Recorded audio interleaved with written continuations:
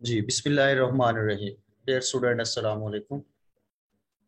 आज lecture number 2 के साथ, और इस लेक्चर में भी हम इंट्रोडक्शन टू रिसर्च पे ही काम करेंगे।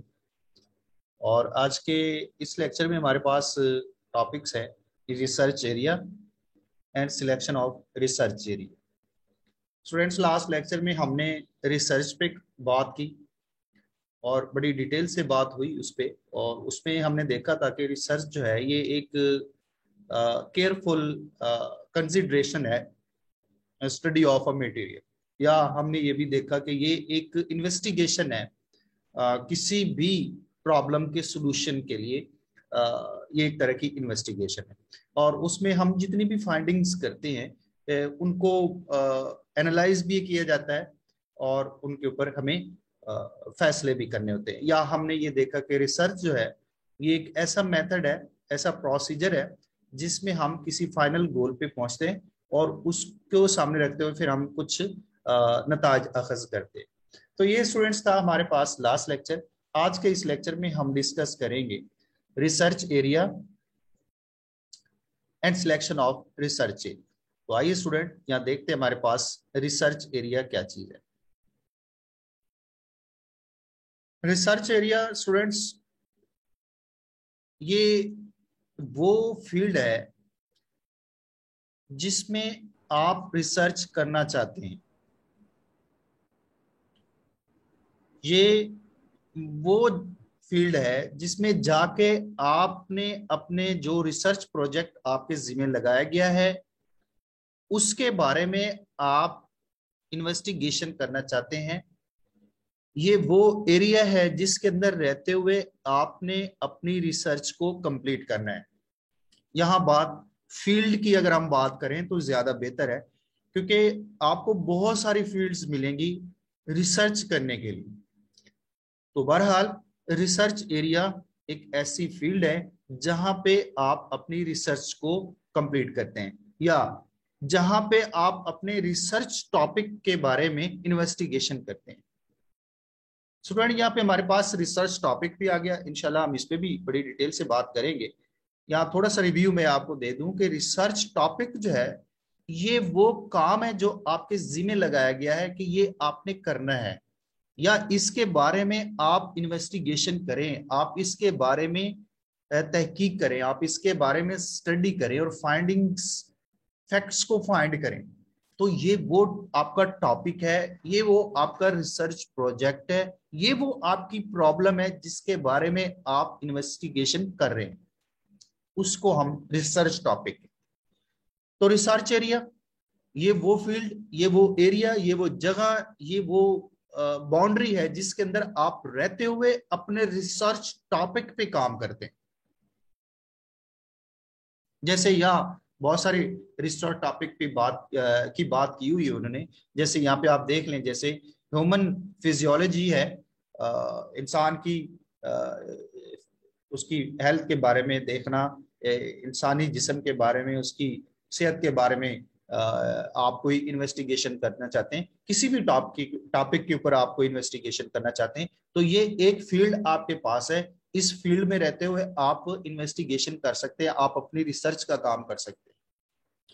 तो ह्यूमन फिजियोलॉजी ये आपके पास एक रिसर्च एरिया है, इसमें रहते हुए आप रिसर्च कर सकते हैं।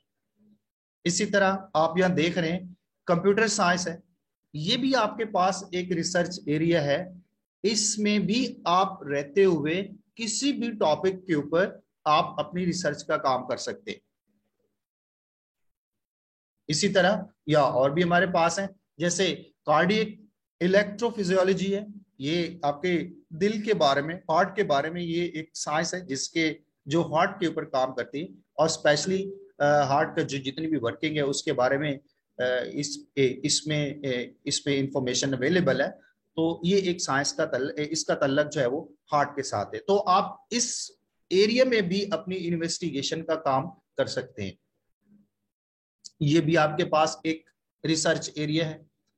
इसी तरह मशीन लर्निंग है, ये भी आपके पास एक एरिया है, इसमें भी आप अपने टॉपिक के ऊपर रिसर्च कर सकते हैं। यानी जितनी भी मशीनरी आपके सामने काम कर रही है, बहुत सारी मशीनरीज हैं आपके पास अवेलेबल है, वो काम कर रही हैं, उसके बारे में आप कुछ इन्वेस्टिगेशन करना चाहते हैं, उसके बारे में तहकीक करना चाहते हैं, रिसर्च करना चाहते हैं, तो ये भी आपके पास एक एरिया है, इसके अंदर भी आप रिसर्च का काम कर सकते हैं।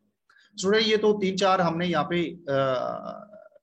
राइट डाउन किए हुए हैं, ऐसे बहुत सारे टॉपिक्स हैं, बहुत ज्यादा आपके पास फील्ड्स हैं जहां पे आप अपनी रिसर्च का काम कर सकते हैं।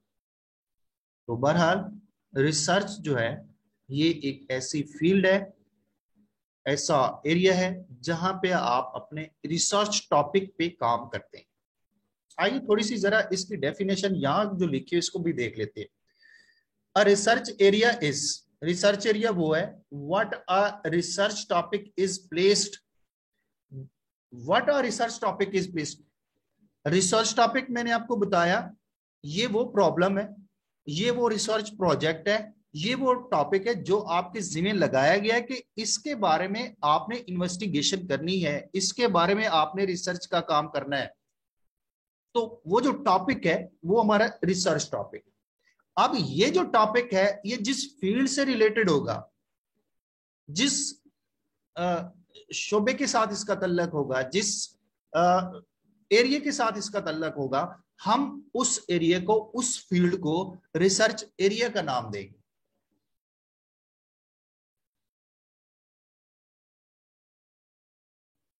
यानी जिस एरिया में, जिस फील्ड में, जिस फील्ड से आपका रिसर्च टॉपिक तल्लक रखता है, उसको हम, उस फील्ड को हम रिसर्च एरिया का नाम देते हैं। अब यहाँ स्टूडेंट्स ये भी, इस चीज को भी समझना जरूरी है कि ये रिसर्च टॉपिक और रिसर्च एरिया है, ये दो डिफरेंट टर्म्स हैं, इनको भी समझना जरूरी है। जैसे यहाँ पे वो कहता है कि but is much broader then scope of the topic, लेकिन आपका जो रिसर्च एरिया है ये आपके रिसर्च टॉपिक से ज्यादा ब्रॉड है।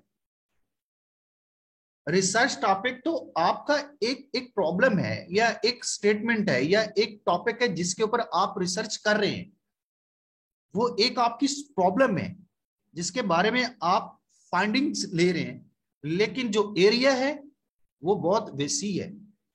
जैसे हम कंप्यूटर साइंस को देखें, अब कंप्यूटर साइंस में अगर आप एक टॉपिक दिया जाता है, डेटाबेस के बारे में आपको टॉपिक दिया जाता है, तो डेटाबेस भी एक बहुत विसी फील्ड है, उसमें भी आपको बहुत ज्यादा टॉपिक्स मिल जाएंगे, रिसर्च टॉपिक मिल जाएंगे जिसके ऊपर आप काम कर सकते हैं, लेकिन जो डेटाबेस है ये एक विसी फील्ड है।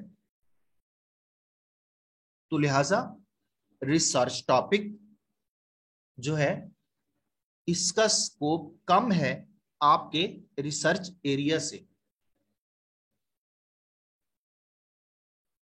होपफुली स्टूडेंट्स आपको रिसर्च एरिया और रिसर्च टॉपिक की समझ आ गई हो।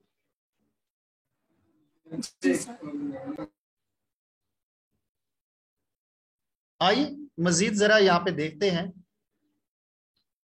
हमें मजीद रिसर्च एरिया को समझने की और रिसर्च टॉपिक को समझने की मदद मिलेगी। तो यहाँ देखें रिसर्च टॉपिक के बारे में क्या बात। और research topic would be a specific question, ये आपका कोई एक क्वेश्चन है, कोई इंक्वायरी है, कोई आपकी स्टेटमेंट है, कोई प्रॉब्लम है जिसके बारे में आप चीजों को तलाश कर रहे हैं, जिसके जिसके हल के लिए आप कुछ फाइंडिंग तलाश, कुछ चीजें फाइंड कर रहे हैं, आप इन्वेस्टिगेशन कर रहे हैं। ये वो क्वेश्चन है जिसका आप हल तलाश कर रहे हैं, उसको हम रिसर्च टॉपिक का नाम देंगे। जैसे यहाँ पे वो कहता है कि ये हाइपोथेसिस भी है। अच्छा यहाँ स्टूडेंट्स हाइपोथेसिस जो है ये मफरूजे, इसका मतलब है मफरूजा, इस किसी चीज को फर्ज कर लिया जाए। ये बात बड़ी अहम है आपकी रिसर्च में। आपको ऐसे मोस्टली ऐसे टॉपिक दिए जाते हैं जिसका पहले से कोई जो है वो पहले से उसके बारे में कोई वसी इंफॉर्मेशन नहीं होती, या पहले से बिल्कुल हो भी नहीं, हो सकता है बिल्कुल ऐसा आपको टॉपिक मिल जाए जो जिसके बारे में पहले से कोई इंफॉर्मेशन ना हो, और उसको फर्ज कर लिया गया हो कि ये एक मसला है, फर्ज कर लें ये एक मसला है, इसका आप हल निकालें।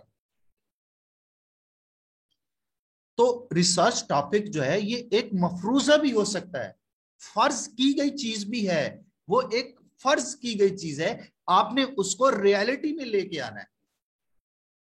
वो आपकी इन्वेस्टिगेशन से होगी, वो आपकी रिसर्च से होगी। तो रिसर्च टॉपिक ये एक मफरूजा भी हो सकता है।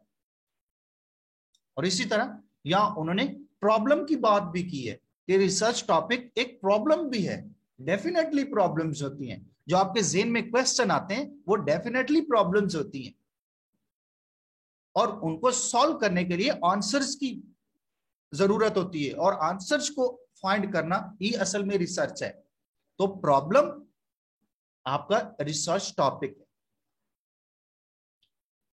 ये वो प्रॉब्लम है you wish to investigate and answer which is under the scope of your research area. वही बात आ गई स्टूडेंट कि ये वो प्रॉब्लम है जिसके बारे में आप इन्वेस्टिगेशन करने की ख्वाहिश रखते हैं या आप इन्वेस्टिगेशन करना चाह रहे हैं, एंड आंसर, और इस क्वेश्चंस का, इन क्वेश्चन का आप आंसर तलाश कर रहे हैं। यहां बात अगेन उसने वही कर दी है कि विच is under the scope of your research area. लेकिन ये जो क्वेश्चन है, ये जो हाइपोथेसिस है, ये जो हमारे पास प्रॉब्लम है जिसको हम रिसर्च टॉपिक का नाम दे रहे हैं, ये आपके रिसर्च एरिया के अंदर ही रहेगी, आपके रिसर्च एरिया से बाहर नहीं निकलेगी।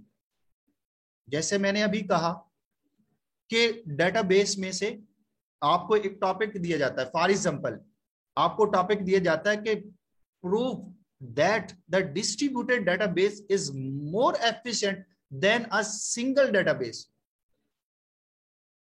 अब ये एक टॉपिक है, फॉर एग्जांपल आपको टॉपिक दिया गया है कि आप ये प्रूव करें कि जो डिस्ट्रीब्यूटेड डेटाबेस है ये एक सिंगल डेटाबेस से ज्यादा बेहतर है।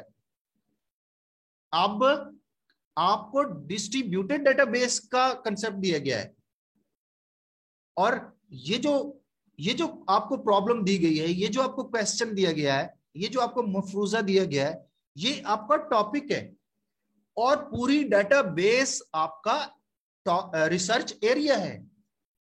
आपने इस टॉपिक पे रिसर्च करनी है, लेकिन आपके पास एरिया क्या है? डेटाबेस का एरिया है। आप डेटाबेस में ही रहते हुए रिसर्च करेंगे, आप सॉफ्टवेयर इंजीनियरिंग की तरफ नहीं जा सकते, आप नेटवर्किंग की तरफ नहीं जा सकते। आप जो भी रिसर्च करेंगे, जो भी चीज आप इन्वेस्टिगेट करेंगे, जो भी आप तलाश करेंगे, वो सारी की सारी आपकी डेटाबेस के एरिया में ही रहेगी। तो इससे साबित ये हुआ कि जो रिसर्च टॉपिक है वो रिस्ट्रिक्टेड है रिसर्च एरिया पे, वो रिसर्च एरिया से बाहर नहीं जा सकता।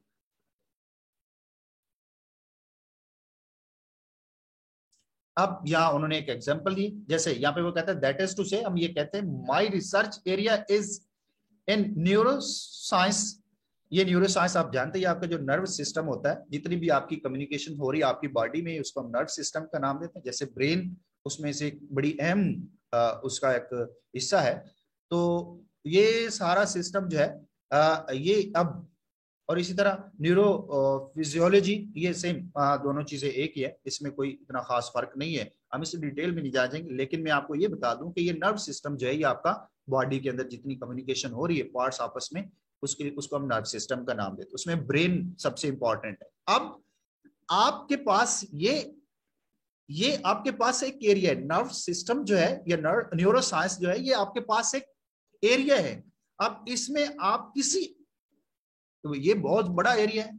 आप फॉर एग्जांपल आप जस्ट ब्रेन के ऊपर इन्वेस्टिगेशन करना, ब्रेन के ऊपर रिसर्च करना चाहते हैं, तो एक ब्रेन जो है वो इस न्यूरो साइंस के अंदर या न्यूरो फिजियोलॉजी जो है इसके अंदर ये जस्ट एक सिंगल पार्ट है। आप ब्रेन के ऊपर इन्वेस्टिगेशन कर रहे हैं, रिसर्च कर रहे हैं, तो आपके पास एरिया जो है वो आपका न्यूरो साइंस का एरिया है। आप इस पूरे सिस्टम के अंदर रहते हुए ही आप इन्वेस्टिगेशन करेंगे।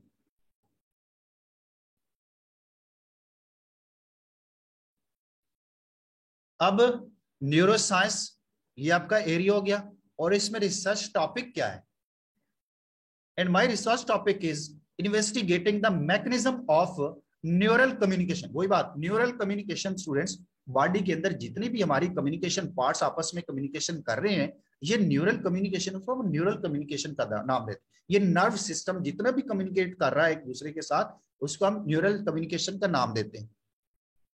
अब इस न्यूरो साइंस के अंदर जो हमारा रिसर्च एरिया है, इसमें हमारा रिसर्च टॉपिक क्या है? न्यूरल कम्युनिकेशन, कि कैसे ये नर्व्स का जो सिस्टम है वो आपस में कैसे कम्युनिकेशन हो रहा है, इस सिस्टम में कम्युनिकेशन कैसे हो रही है, ये हमारा टॉपिक। अब यह कम्युनिकेशन करना हमारा टॉपिक, हम जो रिसर्च कर रहे हैं वो कम्युनिकेशन पे कर रहे हैं, और हमारा एरिया क्या है? पूरा नर्व सिस्टम है। हम उस पे, उस एरिया के अंदर रहते हुए ही ये न्यूरल जो हमारे पास कम्युनिकेशन है, हम उस पर रिसर्च का काम करें।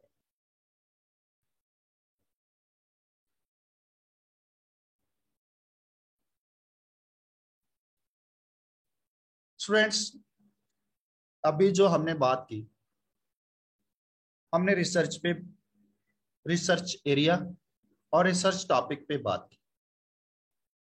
रिसर्च एरिया ये वो फील्ड है जिसके अंदर आपका रिसर्च टॉपिक बिलोंग करता है, और रिसर्च टॉपिक वो आपकी प्रॉब्लम है जिसका आप हल तलाश करें।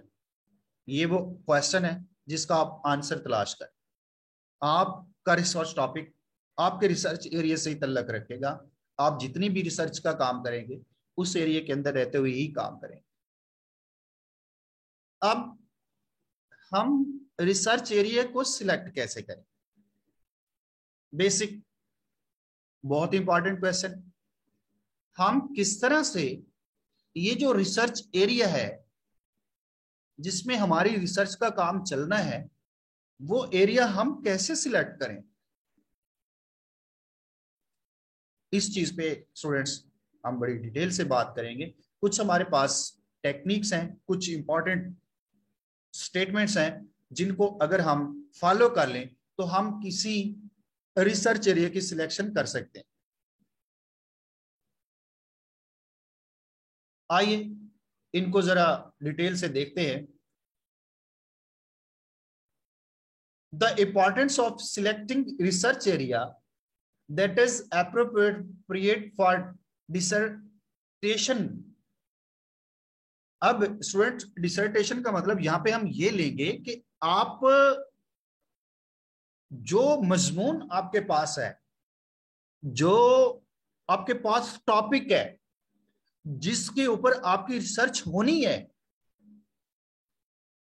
अगेन डिसर्टेशन ये वो मजमून है, ये वो आपके पास टॉपिक है, ये आपका वो रिसर्च प्रोजेक्ट है जिसके ऊपर आप रिसर्च कर रहे हैं। इसको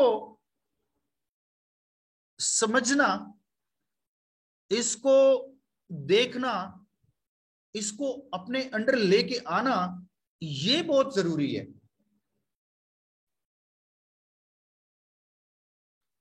क्या कहना चाह रहा है? कहना ये चाह रहा है, आपको जो टॉपिक दिया गया है, आपको जो मजमून जिसके ऊपर आप इन्वेस्टिगेशन करना चाह रहे हैं, उसको समझना बहुत इंपॉर्टेंट है। आपको पता होना चाहिए कि ये जो, जिस टॉपिक पे मैं रिसर्च कर रहा हूं, ये किस एरिया से तल्लक रखता है, इसका किस फील्ड के साथ तल्लक है।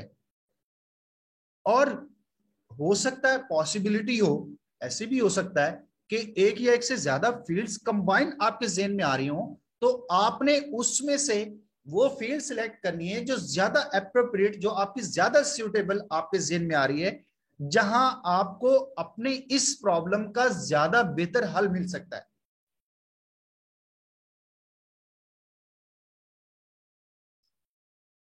तो ये चीज अगर आप अपने टॉपिक को समझ लेंगे, आप अपने मजमून को समझ लेंगे, आप अपनी प्रॉब्लम स्टेटमेंट को समझ लेंगे, वो किस एरिया से तल्लक रखती है, तो आपको एरिया सिलेक्ट करने में बड़ी आसानी हो जाएगी। और अगर आप ऐसा नहीं करेंगे तो डेफिनेटली आपके पास कोई ऐसी फील्ड नहीं होगी, एरिया नहीं होगा जहां पे आप इन्वेस्टिगेशन कर सकते हैं। तो लिहाजा यहाँ पे वो यही कह रहा है कि इसको समझना इंपॉर्टेंट है। अब कैसे समझा जाए? अच्छा, यहां अगर आप नहीं समझते तो यहां उन्होंने इसके नुकसान भी लिखा है कि this decision can not be made in haste. और ये वही बात आ गई कि आप जब अपनी स्टेटमेंट को समझ रही किस फील्ड से तल्लक रखती है तो ये जल्दी ना करें आप, बिल्कुल जल्दी करने की कोई जरूरत नहीं है। आप उसको अच्छी तरह से समझ लें कि मेरा ये जो टॉपिक है, ये मेरी जिसके बारे में इन्वेस्टिगेशन करना चाहता हूँ, रिसर्च करना चाहता हूं, ये किस फील्ड से तल्लक रखती है, इसको समझने के लिए आप जल्दी ना करें।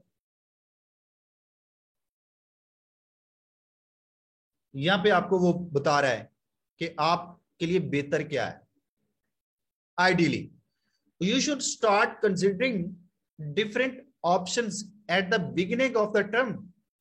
वही आपको कह रहा है कि आप जब एरिया की सिलेक्शन कर रहे हैं, रिसर्च एरिया की सिलेक्शन कर रहे हैं, तो आप डिफरेंट ऑप्शंस को अपने माइंड में लेके आए। बिल्कुल ये ना करें कि फौरन जो आपके जेहन में चीज आ रही है आप उसी एरिया को ले लें और उसमें अपनी रिसर्च का काम शुरू कर दें। नहीं, डिफरेंट ऑप्शंस को अपने जेहन में रखें।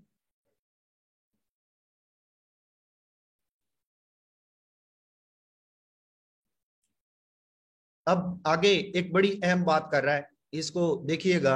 ये आपको अपने एरिया की सिलेक्शन में ये आपको बड़ी हेल्पफुल होगी। आप यहाँ पे देखिएगा, और even when there are only few weeks, कि आपके पास आपको कोई डेडलाइन दी गई है कि जी आप इस एरिया को सिलेक्ट करें जो जिसमें आप रिसर्च का काम करना चाह रहे हैं, आपको एक डेडलाइन दी गई है और उसमें चंद वीक्स रह गए हैं आपको, तो डेडलाइन खत्म होने के left before the deadline, you have not chosen a particular topic, और आपने अभी तक कोई टॉपिक सिलेक्ट नहीं किया, तो there is no need to panic. तो आपको बिल्कुल तकलीफ दे होने की आपको जरूरत नहीं है, आपको परेशान होने की जरूरत नहीं है। ये अहम बात है। थोड़ा टाइम रह गया है, आपने अभी तक कोई टॉपिक सिलेक्ट नहीं किया, तो आप जल्दी में कोई गलत एरिया, सॉरी यहाँ मैं टॉपिक बोल गया, हम बात करें एरिया की, तो आपने अभी तक कोई एरिया सिलेक्ट नहीं किया, टाइम थोड़ा रह गया है, तो जल्दी में आप कोई ऐसा एरिया सिलेक्ट कर बैठे जहां पे आप अपनी इन्वेस्टिगेशन, अपनी रिसर्च का काम बेहतर तरीके से ना कर सके, तो आपने जल्दी नहीं करनी है, तहम्मुल से डिफरेंट ऑप्शंस पे गौर फिक्र करके आपने एरिया को सिलेक्ट करना। तो स्टूडेंट्स, इस तरीके से भी हम अपने एरिया की सिलेक्शन कर सकते हैं। स्टूडेंट्स, यहाँ पे कुछ एरियाज हैं जिनमें हम अपनी अगर रिसर्च को अपने एरिया को सिलेक्ट करना चाहें, तो यहाँ कुछ एरियाज या हमारे सामने रखे गए हैं, हम इनमें से कुछ चीजों को सिलेक्ट कर सकते हैं। Number 1, globalisation. स्टूडेंट्स, ग्लोबलाइजेशन ये चीज है कि आप जैसे आप देखते हैं ऑनलाइन वर्क हो रहा है, लोग घर बैठे बैठाए, जैसे फाइवर है, अपवर्क है, ऐसे बहुत सारी आपके पास फील्ड्स हैं जहाँ पे आप ऑनलाइन घर बैठ के अपना काम, अमेजोन जैसे है, ऐसे आप घर बैठ के अपना काम कर सकते हैं। आप घर बैठे दूसरों को ऑल ओवर द वर्ल्ड कहीं पे भी आपको काम मिलता है और आप उनको अपनी सर्विसेज प्रोवाइड कर रहे हैं और आपको फाइनेंशियली रिवार्ड मिल रहा है, तो इस चीज को ग्लोबलाइजेशन का नाम दिया जाता है। यानी आप as a virtual team member काम कर रहे हैं, आप घर बैठे हैं और दूसरों को अपनी सर्विसेज प्रोवाइड कर रहे हैं और आपको रिवार्ड मिल रहा है। तो अच्छा, आज के दौर में अगर हम देखें तो ये फील्ड बहुत ज्यादा इमर्ज हो रही है और सामने आ रही है और लोग इसमें बहुत ज्यादा काम कर रहे हैं। तो दिस इज द ग्लोबलाइजेशन, यानी आप अपने बिजनेस को किसी एक एरिया के अंदर ना रखें, आप through all over the world उसको स्प्रेड कर सकते हैं, उसको फैला सकते हैं। ये एक ग्लोबलाइजेशन, इसको हम ग्लोबलाइजेशन का नाम देते हैं। तो ये चीज जो है वो आपके पास है। इसको भी, इस एरिया को भी आप इसको सिलेक्ट कर सकते हैं अपनी अपनी इन्वेस्टिगेशन के लिए, अपनी रिसर्च के लिए इस एरिया को भी सिलेक्ट कर सकते हैं। इसी तरह आपके पास कॉर्पोरेट सोशल रिस्पॉन्सिबिलिटी। स्टूडेंट्स, ये ऐसा एक तरीकाकार है कि जिस या ऐसी प्रैक्टिसेस या पॉलिसीज हैं जिसके जरिए से आप पॉजिटिवली किसी वर्ल्ड दुनिया को आप पॉजिटिवली इफेक्ट कर सकते हैं। मीन आप कोई ऐसा काम करें जिससे दुनिया को फायदा हो, उस चीज को कॉर्पोरेट सोशल रिस्पॉन्सिबिलिटी का नाम दिया जाता है। ऐसे बहुत सारी चीजें हैं, जैसे एनजीओ काम करती हैं, जैसे वेलफेयर के इदारे होते हैं वो काम कर रहे हैं। ऐसी बहुत सारी चीजें हैं, इंस्टीट्यूट्स हैं जो काम कर रहे हैं, और आप इस एरिया में भी आप अपनी रिसर्च का काम कर सकते हैं। इसी तरह social media and viral marketing. ये सोशल मीडिया, आप जैसे फेसबुक को देखते हैं, आप व्हाट्सएप, ऐसे बहुत सारे सोशल मीडियाज हैं, जैसे टिकटॉक है, ऐसे बहुत सारे सोशल मीडियाज हैं, आप इन पे भी अपनी रिसर्च का काम कर सकते हैं। इस तरह global financial and economic crisis हैं, जैसे मैंने आपके बात की, ग्लोबलाइजेशन की बात की, तो इस तरह ग्लोबल फाइनेंशियल भी प्रॉब्लम्स आती हैं, बहुत सारे रिस्क भी हैं इन चीजों में। और आपके सामने ऐसे जब आप ऑनलाइन काम करते हैं तो बहुत सारे रिस्क भी सामने आते हैं, हो सकता है आपने काम किया और आपको पेमेंट ना हो, ऐसे बहुत सारी प्रॉब्लम्स हैं। आप उन एरियाज के अंदर भी रिसर्च कर सकते हैं, या कंप्यूटर फील्ड है उसमें कर सकते हैं, साइंटिफिक फील्ड है, आपकी साइंस की बहुत सारी फील्ड है, वहां पे आप रिसर्च का काम कर सकते हैं। तो ये आपके पास एरियाज हैं, आप ये एज ए एग्जांपल मैंने यहाँ पे पुट किए हैं, तो आप ऐसे एरियाज को सिलेक्ट करें और उनके अंदर आप अपनी रिसर्च का काम करते हैं।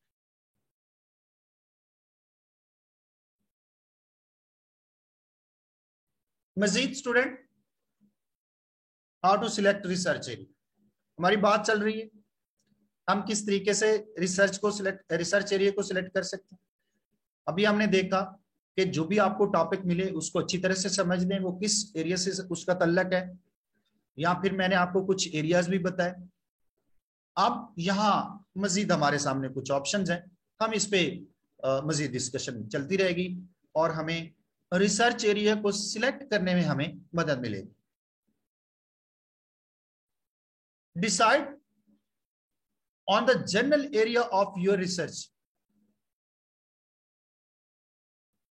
स्टूडेंट्स, हमें जो पहला स्टेप उठाना है, the first step must be to decide in general term what you want to do. Students, आपको पहले तो ये पता होना चाहिए कि हम करना क्या चाहते हैं। आपको पता चल गया मेरा ये टॉपिक इस एरिया के साथ तल्लक रखता है। अब आपने जो कदम उठाना है, पहला जो स्टेप उठाना है आपने, वो ये है कि आप पहले ये डिसाइड करें कि मैंने करना क्या है या मैं करना क्या चाहता हूं। ये भी उसी चीज से तल्लक है इसका, यानी मेरा किस एरिया से तल्लक है। एक तो ये पता लगा है, दूसरा एटलीस्ट वेयर टू स्टार्ट, और मैंने काम कहां से शुरू करना है। स्टूडेंट, ये बहुत इंपॉर्टेंट है।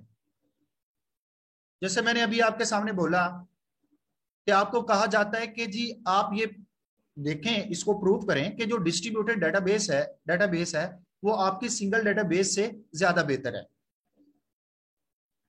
अब आपने देख लिया कि ये मेरी जो रिसर्च का टॉपिक है, ये मेरा डेटाबेस के एरिया से तल्लक रखता है। अब इसमें आपने किस चीज को फाइंड करना है। पहला स्टेप आपका क्या है, आप ये देखिए कि मैं करना क्या चाहता हूं। मसलन आपको प्रूफ करना है कि जो डिस्ट्रीब्यूटेड डेटाबेस है वो ज्यादा बेहतर है सिंगल डेटाबेस से। तो आपको डिस्ट्रीब्यूटेड डेटाबेस और सिंगल डेटाबेस को लेना है। और काम कहां से स्टार्ट करना है? पहले तो आप डिस्ट्रीब्यूटेड डेटाबेस के बारे में सर्च आउट करेंगे, फिर सिंगल डेटाबेस, फिर उनको कंपेयर करेंगे, डिफरेंट आप जावी से उनको एनालाइज करेंगे, फिर जिस जो बेहतर है उसको, डिस्ट्रीब्यूटेड डेटाबेस बेहतर है वो कैसे बेहतर है उन चीजों को आप देखेंगे, फिर फाइनली आप उसका एक कंक्लूजन निकालेंगे। तो काम आपने कहां से स्टार्ट किया?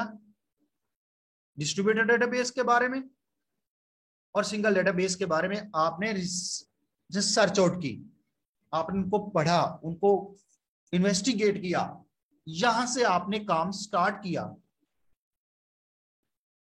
स्टूडेंट, आपका काम का स्टार्ट करना बहुत अहम है। जब तक आप सही स्टार्ट नहीं लेंगे, आपका आगे फर्दर जो आप इन्वेस्टिगेशन करेंगे या रिसर्च का काम करेंगे, आप उसको बेहतर तरीके से परफॉर्म नहीं कर सकते। आपका स्टार्ट जो है, ये आपका जितना आगे काम चलना है उस पे उसका असर रहता है।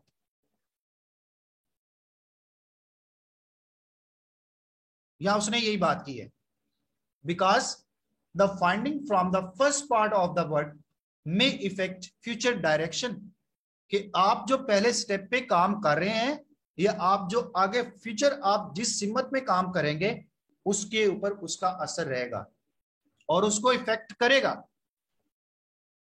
और कर सकता है।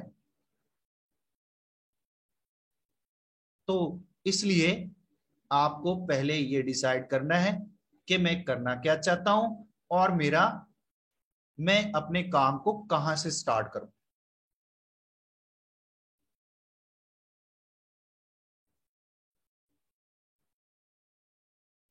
Next, capitalize on your existing skills and interest.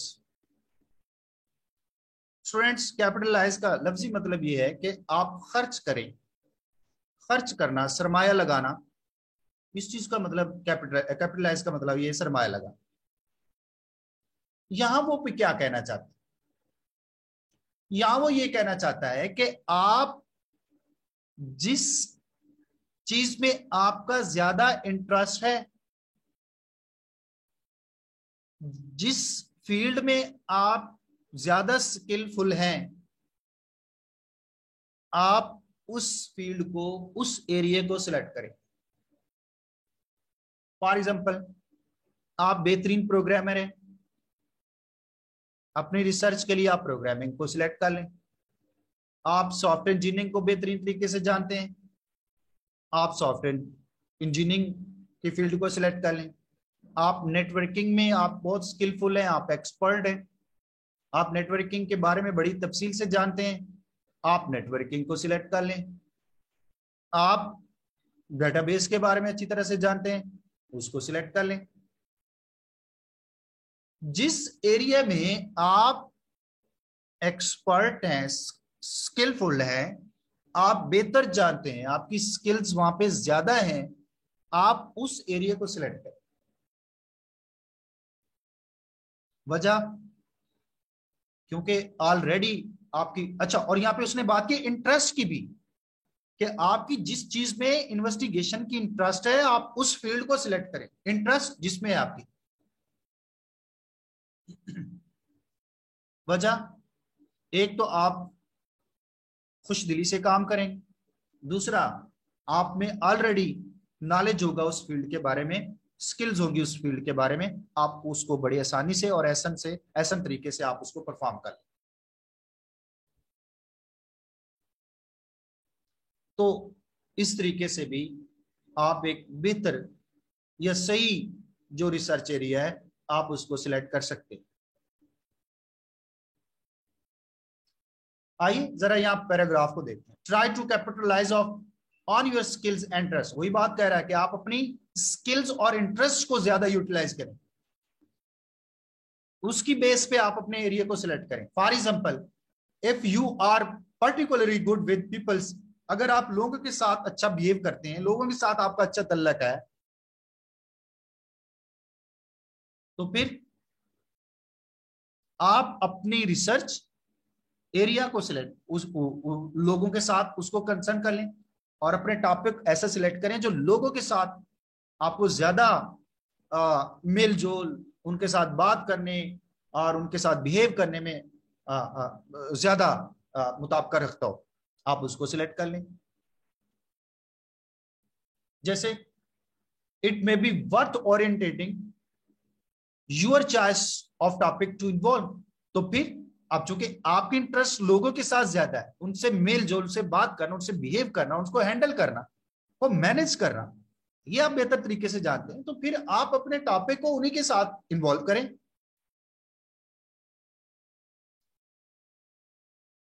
जैसे फॉर एग्जांपल यहाँ पे वो कहता है कि इंटरव्यू, आप लोगों से इंटरव्यू बेहतरीन तरीके से कर सकते हैं, तो ऐसा टॉपिक सिलेक्ट करें जो आपसे लोगों को मिलने में, इंटरव्यू करने में वो आप उसको सिलेक्ट कर लें। या जैसे आप लोगों को ट्रेन बेहतरीन तरीके से कर सकते हैं, आप में स्किल्स हैं, तो आप ऐसा टॉपिक सिलेक्ट करें जो ट्रेनिंग के एरिया के साथ ताल्लुक रखता हो।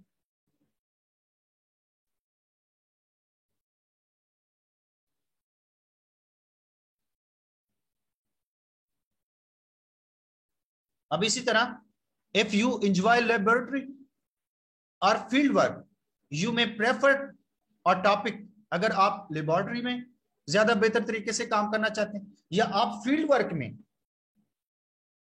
बाहर निकल के आप अच्छा काम करना जानते हैं, आपकी इंटरेस्ट है, आप पहले भी उस चीज को जानते हैं या आप में स्किल्स हैं, तो फिर आप अपना टॉपिक वही सिलेक्ट करें, उसी हिसाब से सिलेक्ट करें। इसी तरह if you spend your hobby time on a particular activity, और आपकी कोई हॉबी है, आपको कोई मशगला है किसी एक एक्टिविटी में, कोई आपकी एक्टिविटी है, कोई आप काम करते हैं और वो आपका मशगला है,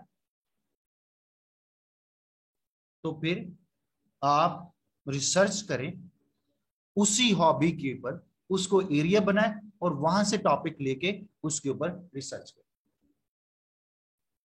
तो स्टूडेंट्स, कहने का मतलब यह है कि एरिया को सिलेक्ट करने के लिए इस चीज को जरूर देखें कि आपकी इंटरेस्ट किस फील्ड में है और आपकी स्किल्स किस फील्ड में ज्यादा है।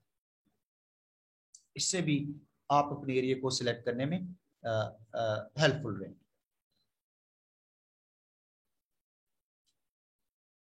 Think about helping your career prospects. Students, बहुत इंपॉर्टेंट चीज है। सबसे पहले तो हम देखते हैं कि कैरियर होता क्या है। स्टूडेंट्स, प्रोफेशनल लाइफ में थ्रू आउट जो आपका ड्यूरेशन चलता है, हम उसको कैरियर का नाम देते हैं।